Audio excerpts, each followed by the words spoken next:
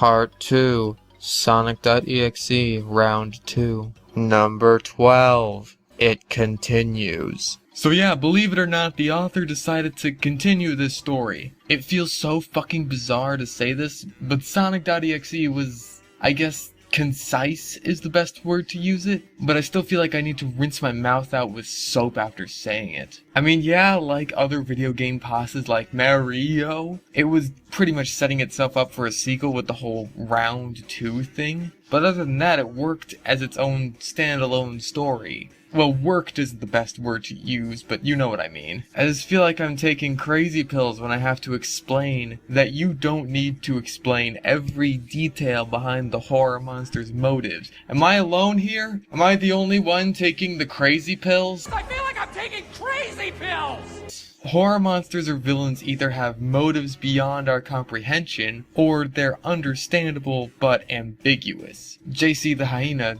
doesn't seem to give a shit about this, and wants to pile on as much fucking lore as he can to his precious Sonic OC, who, like literally every other Sonic OC in existence, is just a lazy fucking reskin of Sonic, this one to an insulting degree. Just turn down the saturation a bit. Alright, that's good, so just do that, and then, you know, black is a scary color. I've been told this. Top team of marketers told me that black is a scary color. Alright, we're doing good so far here. Let's get some red. Red, I've been told, is also very scary. What else? Blood tears. Gotta get the hyper-realistic blood tears. Alright, yeah, I'd say that's a pretty good OC right there, but you know, I think it's missing something. Got it. Angry eyes. This is perfect.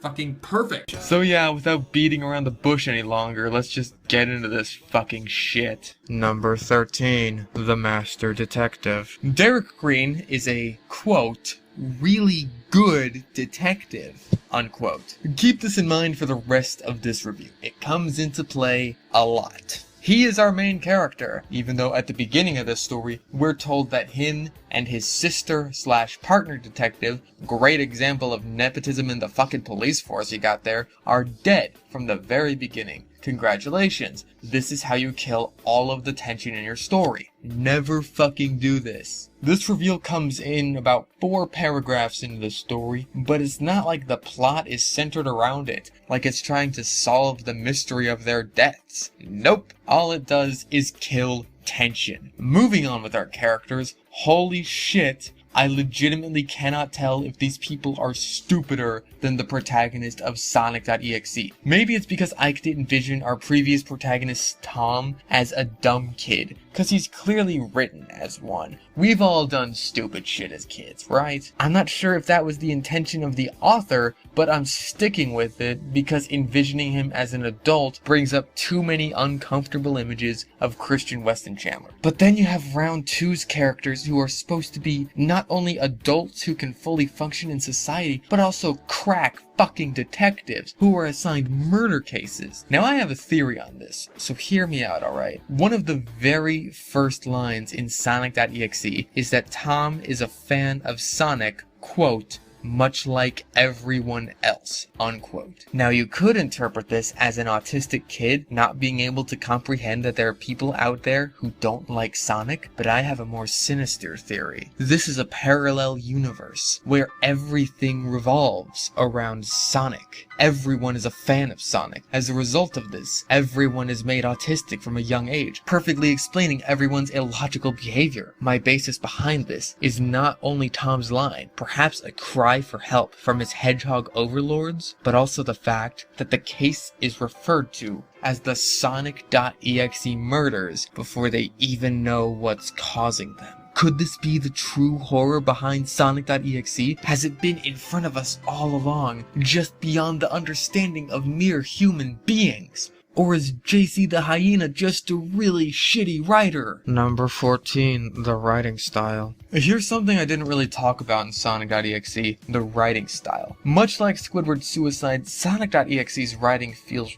really awkward. There's lots of words that are fully capitalized for emphasis, lots of really unnecessary ellipses. It feels like something that was written by, say, an 11-year-old. Except it's like 1,000 times worse than Squidward's suicide. Like, sure, Squidward had a hard time explaining things and made a few unfunny jokes, but it didn't feel, like, uncomfortable to read. Like, I work with a legitimately mentally retarded guy at my work, and I'm sure some of you out there have had some uncomfortable experiences with tards out there, right? It feels like those interactions in text form. Like when I'm scooping ice out of the ice machine to refill the bins, and he's shifting his entire fucking body to watch me scoop this ice like some kind of fucking cartoon character, or when he's dancing to music in the kitchen and he's swaying from side to side and bobbing his head twice. It feels exactly like I do when I read Sonic.exe, and round 2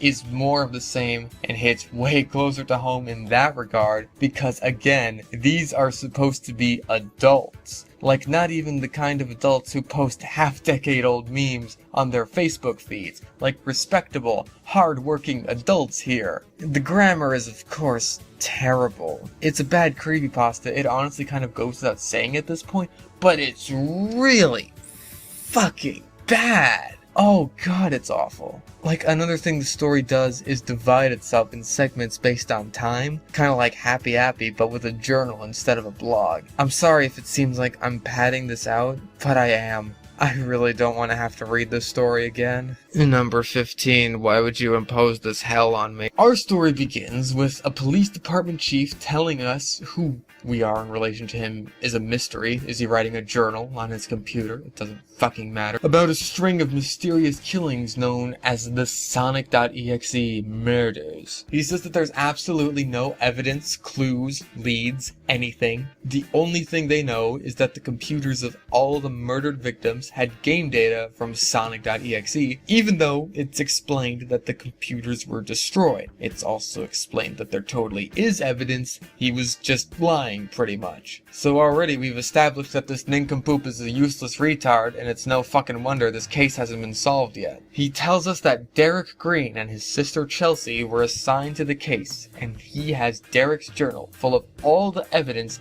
he just talked about not having. He tells us that our protagonist for the rest of this miserable experience is dead, so again, there goes all attention. Why do people feel the need to fucking do this in stories? I like this line. The diary recorded all of what Derek found in this investigation. My god, did he write a lot. And boy, is that for fucking sure. This pasta is so fucking long, it's just stupid. Pretty much the rest of the pasta details Derek's journal entries, so let's get into those now. Number 16. On the case of boring nonsense. So Derek's diary begins so awkwardly and pointlessly that the first paragraph doesn't even warrant description. I could say this for the rest of the journal entries, honestly, but this first one is fucking bad. It's that painful. Then we get to a case and we get into the problems I mentioned earlier about the writing style. This fucking guy, this crack detective, refuses to fully spell the word really and shortens it to really. It's not like this is a one-time thing. It is constant. So they head off to the location of the murder and find pretty much one of the victims from the ring. Much like the first story, this story is intensely derivative. We'll get more on that later. Their mouths are ripped open and it seems as though someone tried to yank something out from inside. This is leading up to something really fucking stupid later on. There's also a cut on his chest shaped like a 1. This isn't leading to anything really. It doesn't go anywhere. So crack detective Chelsea finds out that, shocker, the guy had a computer in the year 2012 and it's badly burnt. They get the report on the computer back from the lab, and it's detailed that everything on the computer was deleted at the same time the computer was destroyed, or something stupid like that. Like, one or the other works just fine, you know? Spill some fucking soda on the hard drive, why don't ya? Except for something that makes no sense by any stretch of the imagination. The only thing they could possibly find in the computer was data from Sonic.exe. Why?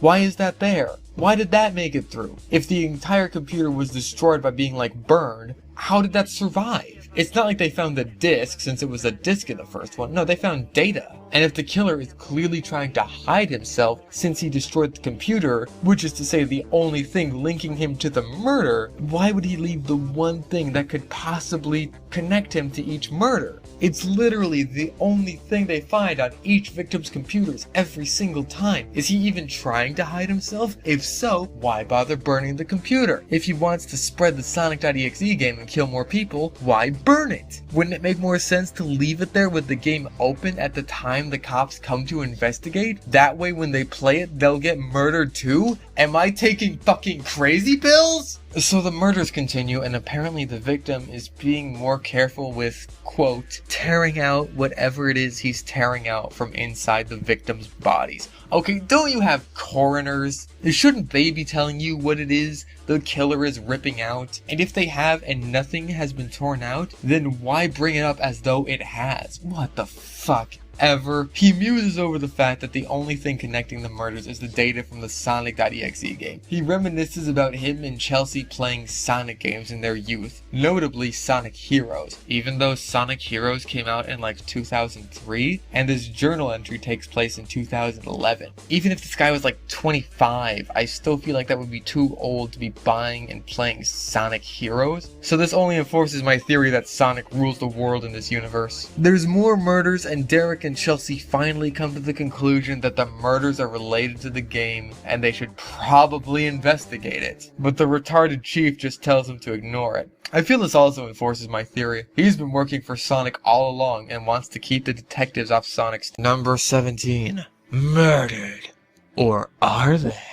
So next, Derek talks about the autopsy reports and how lately, aside from the wounds on the chest and mouth, which are the only injuries described in the story so far anyway, the victims seem like they've just dropped dead. Well, dead. Yes, dead is in quotation marks, because they're apparently not dead. Their hearts and brains are still functioning, but it's like they're paralyzed, sort of like how a mud dauber wasp paralyzes a spider to lay its eggs inside of it. Except instead of doing something interesting or scary like that, all it does is make the story confusing and retarded. If they're not dead, these aren't fucking murders. They shouldn't be called the Sonic.exe murders. It should be the Sonic.exe incident or something like that. And if these people aren't dead, then why the fuck are you sending them to a coroner? If their hearts are functioning, then they must have a pulse. Were you even checking for that? So this is the stupid thing I was mentioning, the torn open mouths thing leading up to. He seems to think that these people's sense of self has been torn away from them. Which is to say that Sonic the fucking Hedgehog has stolen these people's souls. He writes this shit down in his investigative journal.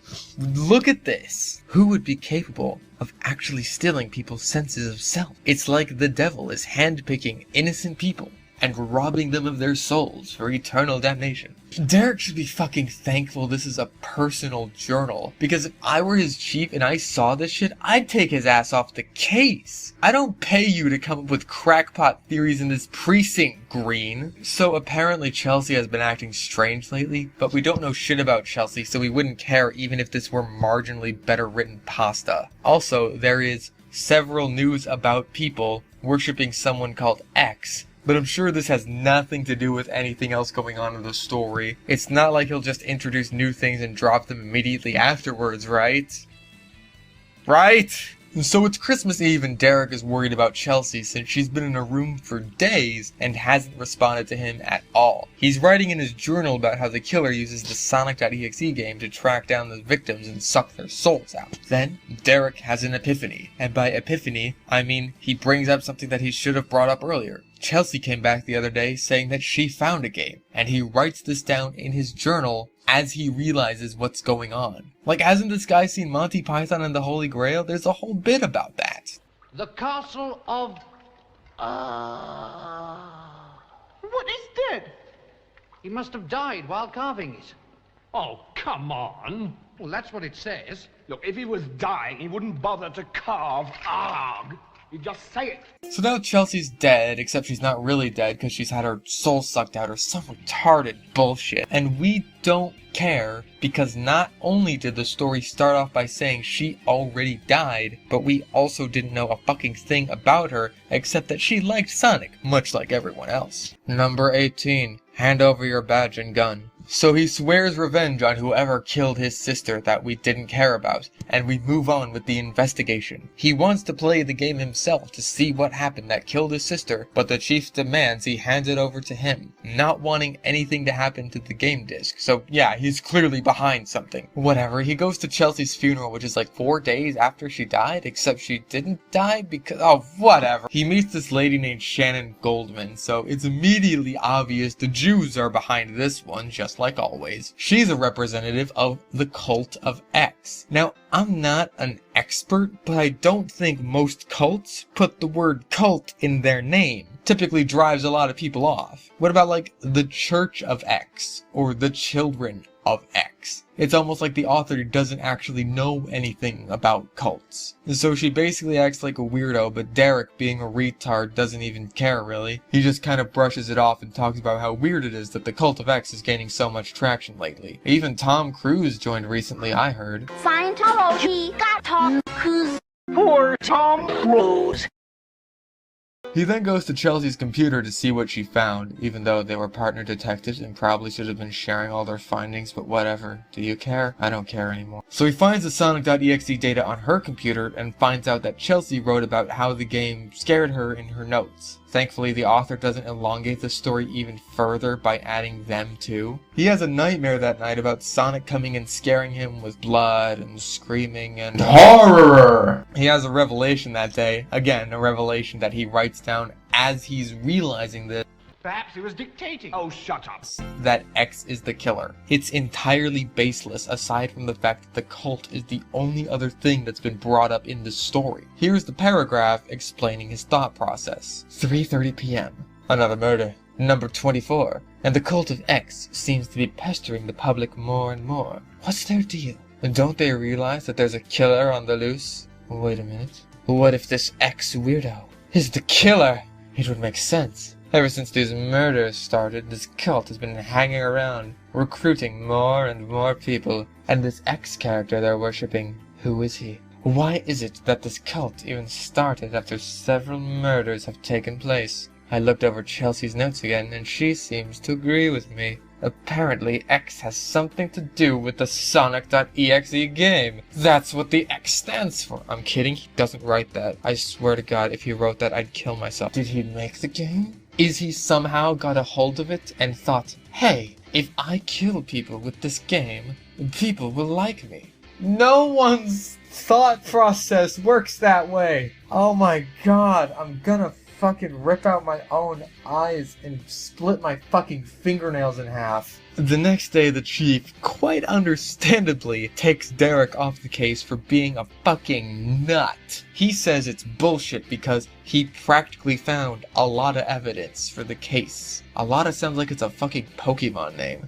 I guess this is what happens when your precinct is desperate enough to take on a 12-year-old as a detective. So we've basically hit every lame cop movie cliche in the book so far without any real hint of self-awareness or parody. The only thing missing is that this is his last case before retirement. You seriously might as well watch the fucking McBain movie instead of reading this crap.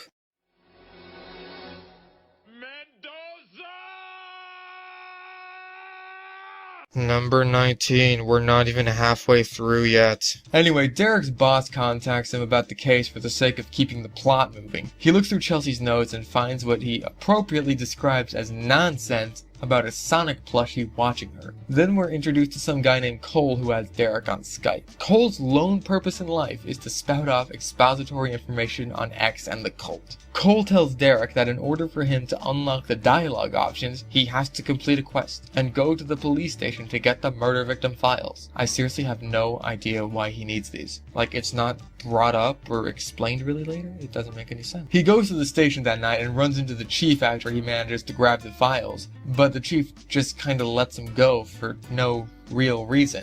Like seriously, later in the story you'll find out that this makes no sense whatsoever.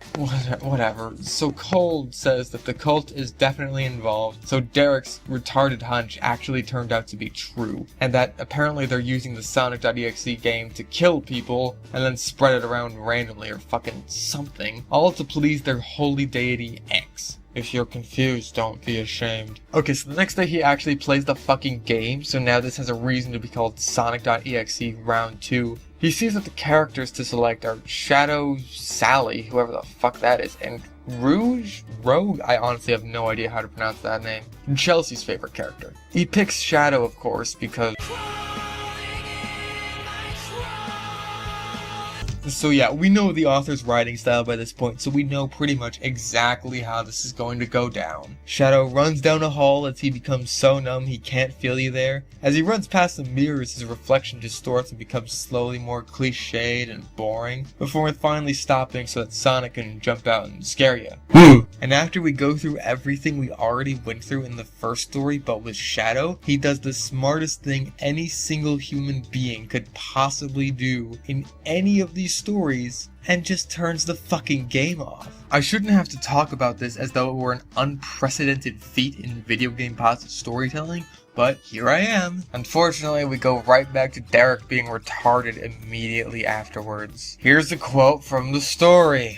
Was Chelsea found? A haunted computer game? And now some guy is using this as an excuse to kill people? Just to gain a cult? I just don't get it. Why is all of this happening? Who is X? Who is X? Who is X? Sonic? Sonic! He seriously wrote down that the leader of this cult is Sonic the fucking Hedgehog. Now don't get me wrong, I know there's insane cults in Russia that worship cartoon mice from Disney shows, but this is so fucking retarded. Do I have to explain this? Do I have to go in depth on this? Do I have to keep fucking reading this story? Cause it just gets so much fucking worse from here. Number 20, it gets even worse somehow. So he comes to the conclusion that X is a supernatural monster from another dimension, and at this point the readers have already carved open their wrists like a fucking Thanksgiving turkey, so we're honestly just going along for the ride while we wait to die from blood loss. Anyway, apparently X can't enter our dimension or something, except, like, he can, and already has? Like, how else would he kill the people who play the game, or gain the cult following in the first place? Or make the Sonic.exe disc. Whatever. So the author does something really retarded here, and tries to have an explanation for the Sonic plushie that appears at the end of the first story. Apparently, X sends out the plushie to act as a spy to watch whoever plays the game, so that he can see when the time is right to open the window into his dimension and pull them in to make them his slaves? I'd also like to point out that Derek is getting all of this information from this random Cole guy who just showed up a couple paragraphs ago. I don't see why this is, considering he had a fucking partner at the start of this case who could easily have taken this nincompoop's place. Like, for what reason could Chelsea not have infiltrated the cult, maybe even become corrupted by its power? Wait, why am I offering storytelling advice to this fuck? Anyways, after Cole tells him a bunch of nonsense, Derek believes him without any evidence or convincing whatsoever. Kind of like how the author expects us to believe the story in the same way. After another murder, remember they're not actually fucking dead, of some middle-aged fat fuck who liked Dr. Eggman, and Derek comes to the shocking realization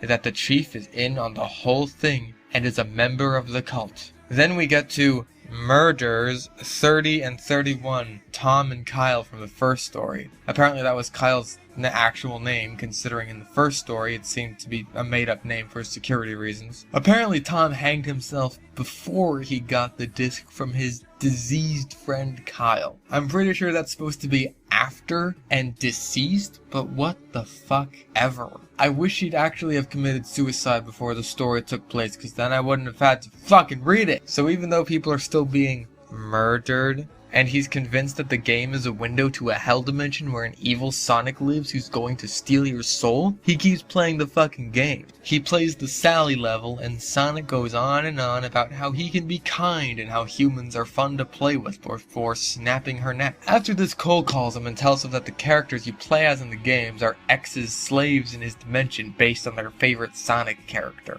Wait, so what if someone's favorite character was Sonic? Would that show Sonic killing Sonic? That doesn't make any fucking sense. Anyway, he comes to the conclusion that the Rouge, I think that's how you pronounce it, that he can choose in the game is Chelsea. I swear to God, I was having a hard time remembering her name as I was writing this. She's that fucking forgettable. And he vows not to play the game. And then we get to my favorite fucking part. Number 21. The worst part. This part is actually so fucking stupid that I've spent days thinking over how mind-numbingly retarded it is. I actually feel like I've lost more brain cells thinking about this than I have by drinking and trying to forget about this story. Cole messages Derek again and tells him, and I'm not fucking kidding you, this is all written in the story, that X has 7 guardians that are extensions of himself and made from his power and the emotions of humans. They corrupt humans to make them more susceptible to X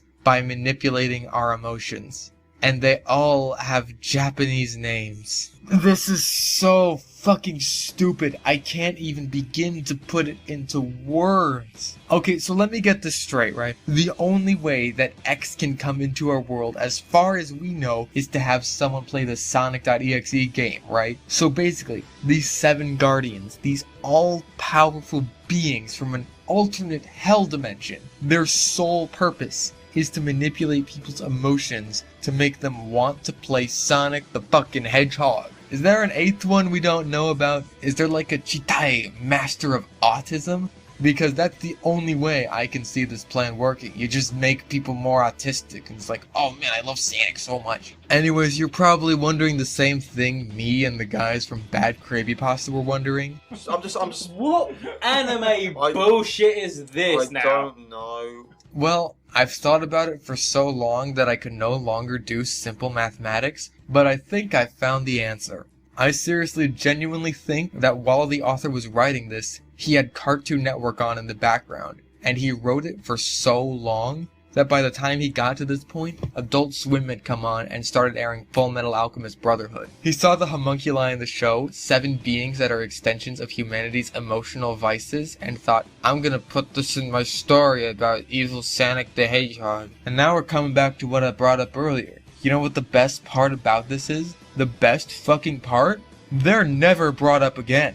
Not once. They're simply here to show what a fucking weeb the author is on top of his autism and furry shit. And they serve no other purpose in the story. This shit honestly makes me kind of angry. I need to express my anger somehow. Okay guys, so I have to express my anger at this shitty story very quietly because my grandma is asleep on the couch right now, okay?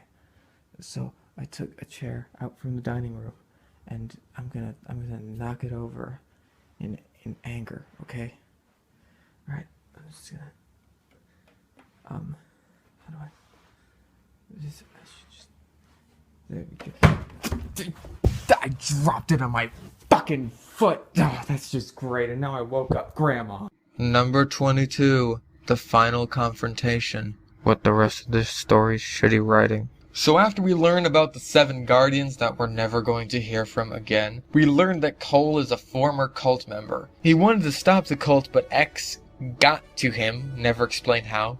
Doesn't make any fucking sense considering you have to play the game for him to kill you. And X has taken Cole to his dimension. I guess Cole can contact him from the dimension through like a window or something. I don't know. I don't fucking care anymore. Cole tells him that the only way to stop X is to destroy the incredibly tangible and fragile Sonic.exe disc. Like some fat ass kid could find the disc, trip over and fall on it, and that would accomplish pretty much the same thing. How has this cult killed over 30 people with the same disc? It must be filthy by now. It must be covered in scratches. So after that, X gets Cole, for real this time I guess, and kills him in his dimension or whatever. And after hilariously and dramatically writing, "God damn you, Sonic.exe!"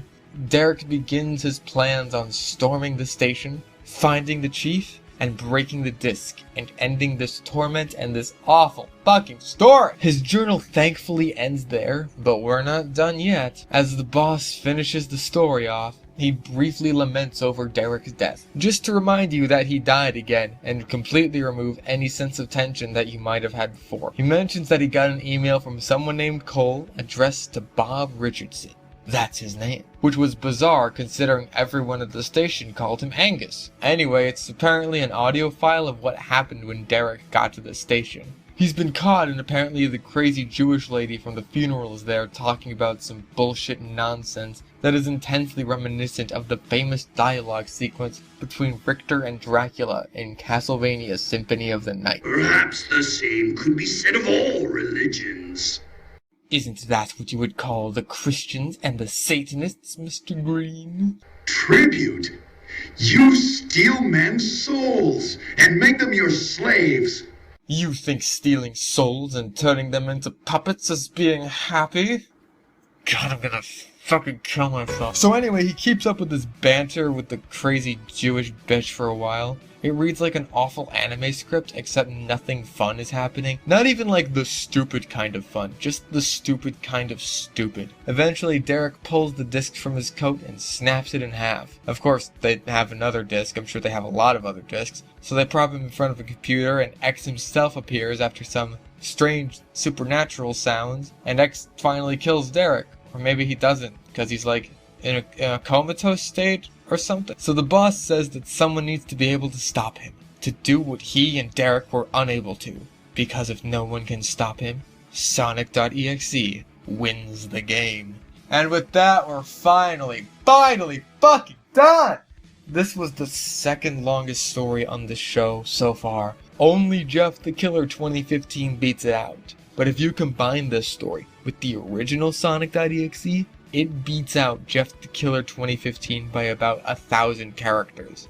If you actually managed to make it through both of these stories on your own, it's fucking congratulations. You've earned a pat on the back and as much liquor as your body can handle. Number 23, I'm done. So, the big question you probably have on your mind right now is, Fish, why haven't you killed yourself yet? Don't the miserable conditions of your existence bring you that much closer to the prospect of suicide every day? Shouldn't this have been the breaking point for you?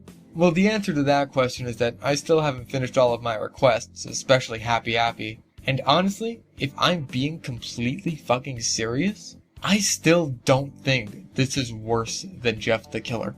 Do not get me wrong, it is fucking close. I'd put it at maybe 3rd place behind Clockwork, but so much of what happens in Sonic.exe is loads funnier than anything in any Jeff the Killer story. Like, 2015 is twice as long as round 2, but nothing fucking happens for almost the entire pasta. It's so boring. Meanwhile, round 2, it's like a fucking Ed Wood movie. Things happen at random, they make no sense, and they probably leave you angry and a little weirded out at the creator. But things are fucking happening, and they are hilarious. But let's not give the story too much credit. It's still fucking awful. When new things happen, they're funny, but so much of the story is boring, repetitive nonsense. The same goes for the first story. It's uncomfortable to read due to how autistic the author clearly is. It's so painful to sit through. It took me weeks just to finish this script. It's not like I had to come up with jokes or anything. This was just reading the fucking story. And the author is just an unpleasant person. I wouldn't recommend reading this one, but the bad creepypasta reading is worth a listen to. They even do a drinking game for it. If you do it with them, you'll probably end up as dead as I wish I was right now. Well, that was fucking terrible. I'm taking this piece of shit out of my computer. Oh my god. This is horrible! There's a spider on my wall! Thank you all so much for watching this 2-parter. I hope it was worth me not working on anything else for the past few weeks. As always, feel free to leave your suggestions for future videos in the comments. I read all the comments, even if I don't reply to them. And I'll see you guys next time. Take care.